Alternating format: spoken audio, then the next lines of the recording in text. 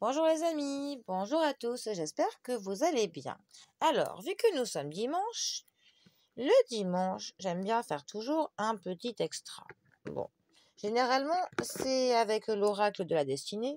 Il est possible que je le fasse aussi, mais j'avais envie de nous tirer une carte des visions du Yi-King. Juste pour la beauté des cartes, déjà, rien que pour ça, ça vaut le détour. On a des cartes faites avec de l'aquarelle, je pense. Regardez comme c'est magnifique. Ces cartes sont tout juste splendides. Vraiment, elles méritent le détour. Juste pour les regarder une par une, elles sont... J'adore. Franchement, ce sont des œuvres d'art. On a je ne sais pas combien de cartes dedans. Mais chaque carte est un tableau. En plus, on en a un sacré paquet. Parce que c'est vrai que le Yi-King se fait à la base avec des baguettes ou alors avec des pièces. D'ailleurs, comme mon petit porte-bonheur là que j'ai toujours. Voilà, avec 3 pièces comme ça que l'on jette.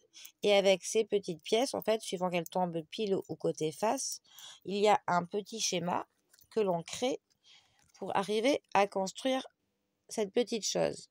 Voilà. Parce qu'en fait, chaque petit symbole est différent.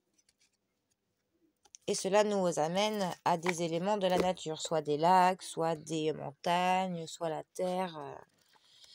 Tout ça, tout ça. Bon, alors, on va se tirer une carte. Vous allez voir, c'est très poétique. Le Yi-King est excessivement poétique. Alors, une petite carte pour ce dimanche. Ah, elle est à l'envers, celle-là. Hop. Regardez, même le dos est splendide. Je le trouve apaisant, ce jeu. Alors, bon là, vu la taille des cartes, je pense pas en avoir une qui saute. On va en tirer une.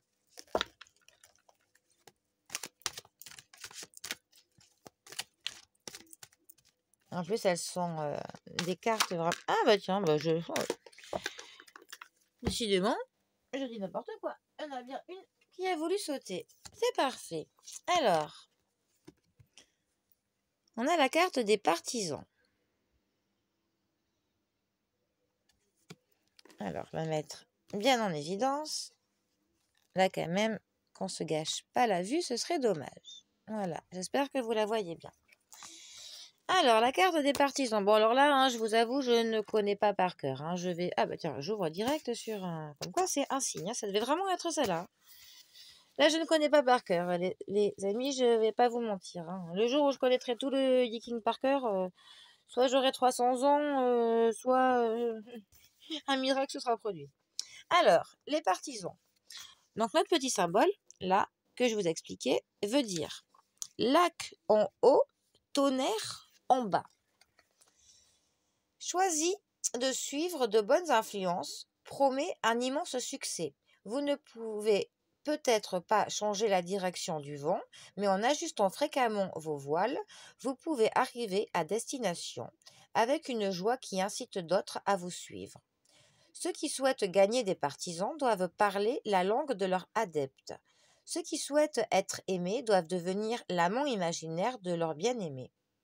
Ceux qui souhaitent prospérer doivent se plier aux pressions du monde. Pour les questions de principe, tenez bon. Pour les questions de style et de goût, nagez avec le courant. Si la ruse ou l'autoglorification entrent dans l'équation, vous rencontrerez de la résistance. Concentrez-vous sur le bien commun afin de rester indemne. Dans les affaires sociales, le changement est constant. Les vieilles idées sont écartées au profit de nouvelles. Un grand dirigeant ne peut faire son apparition qu'en s'adaptant aux exigences de son époque. De la même façon, on ne peut prospérer dans le monde du commerce qu'en s'adaptant au contexte qui évolue en permanence. Restez flexible et vous gagnerez la confiance de votre entourage. Pliez et vous ne vous briserez pas.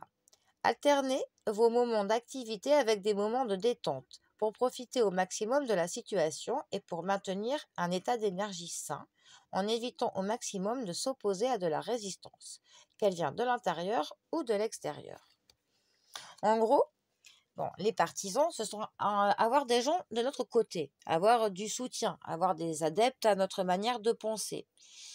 Là, ça nous dit clairement que pour avoir des gens qui vont défendre une cause avec nous, ou devenir du même avis que le nôtre, il faut un petit peu parler leur langage. Il ne faut pas donner aux gens une opposition frontale. Il faut faire ça de manière habile, en gros. Là, quand toutes des négociations que l'on mène dans notre vie, on sait très bien que l'attaque de front, à part bloquer la personne, ça ne mène à strictement rien.